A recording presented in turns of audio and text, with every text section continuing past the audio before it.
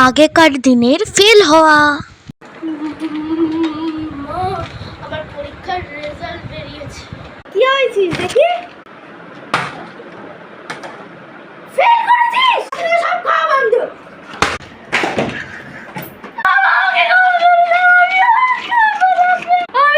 আমি কাল থেকে সারাদিন বই করবো, খাওয়া দাওয়া চাপ সব বন্ধ করে দেবো।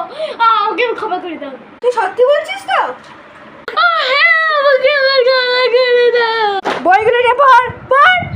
হ্যাঁ পড়ছি। একদিন একটা চাষি একদম জানো বৌদি, তোমার ছেলে পরীক্ষা দিয়ে আসার সময় বাড়িতে বড় বড় পেয়ারা চুরি করেছে।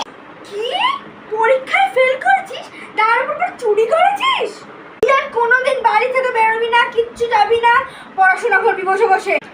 আচ্ছা। এখনকার দিনের ফেল হওয়া। মা, আমি এক্সামে ফেল।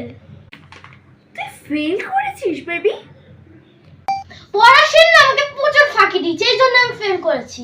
চলো বেবি, তোমার পড়া স্যারের কাছ থেকে আমি একটু ঘুরে আসি। স্যার আসবো? হ্যাঁ আসুন। আপনার সঙ্গে একটা কথা আছে। কি কথা? আপনি কিভাবে পড়াচ্ছেন আমার বেবিকে? আমার বেবি ফেল করেছে পরীক্ষায়। আমরা ছেলেটা পড়ায় ফাঁকি দেয়, পড়া দিই তো পড়া করে আসে না, সব সময় হেসে খেলে বেরোয়, আর পড়তে দিলেও পড়ে না। আমার বেবির উপর না একটা বাজে কথা বলবেন না। আমার বেবি একজন বড় মানুষ হতে চায়, আর আপনি সেভাবে আমার বেবিকে ফাঁকি দিচ্ছেন। যদি এরকম করতে হবে তাহলে পড়াটা ছাড়িয়ে দিন, পড়তে পাঠান না। ওকে, আমি আমার বেবিকে অন্য টিচারের কাছে পড়াবো। বাই। ঠিক আছে, জানতাম জানি না কোথা থেকে এই সব স্টুডেন্টদের প্যারেন্টসটা চলে আসে। ওকে, বাই বাই।